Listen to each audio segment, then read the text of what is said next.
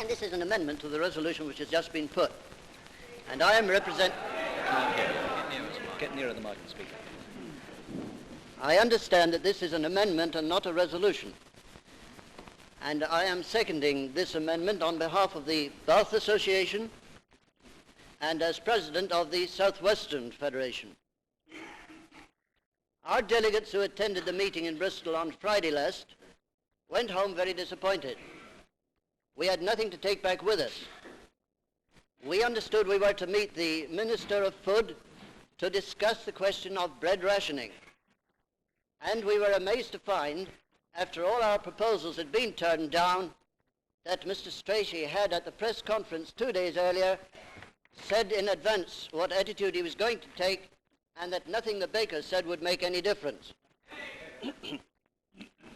That, in our opinion, is not diplomacy. It is discourtesy to the trade, and it is nothing less than dictatorship.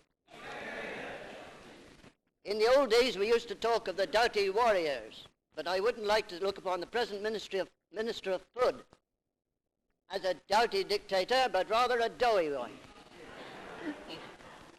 I want to make it perfectly clear that we in the West Country are not opposed to rationing, but we are opposed to the present scheme, and we regard it as utterly unworkable.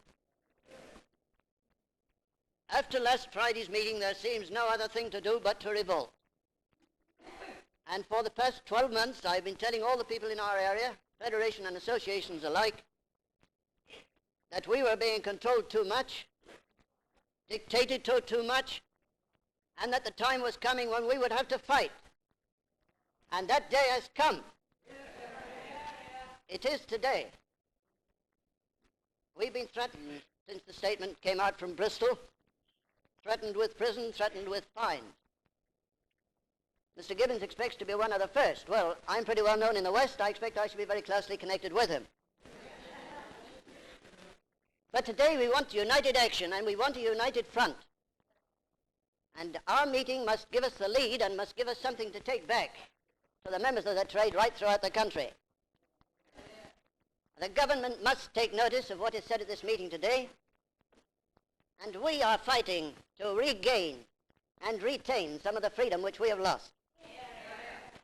Sir Norman Vernon, the Vice Chairman of Spiller, said recently that if the millers of this country were allowed to purchase wheat in a free market, there would be no questioning of bread rationing in this country.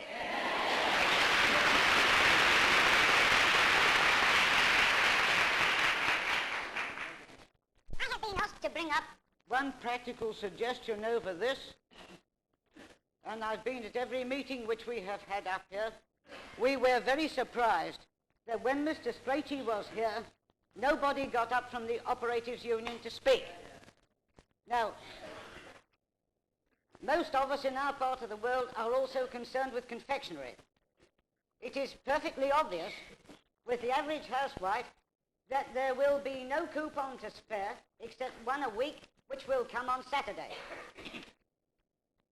I was surprised that the Operatives Union didn't take it up, because what is going to happen to their own members from Monday to Friday?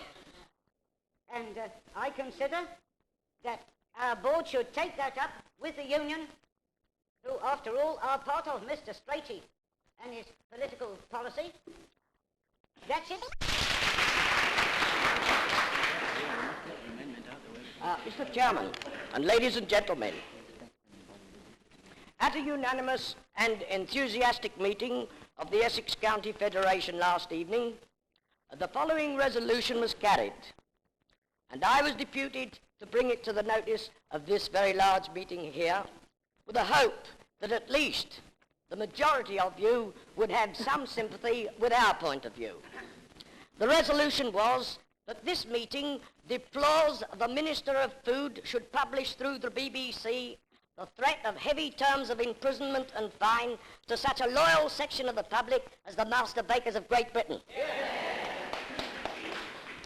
We feel that we should accept the challenge in its entirety, and on behalf of the Essex County Federation of Master Bakers, and after the most serious consideration,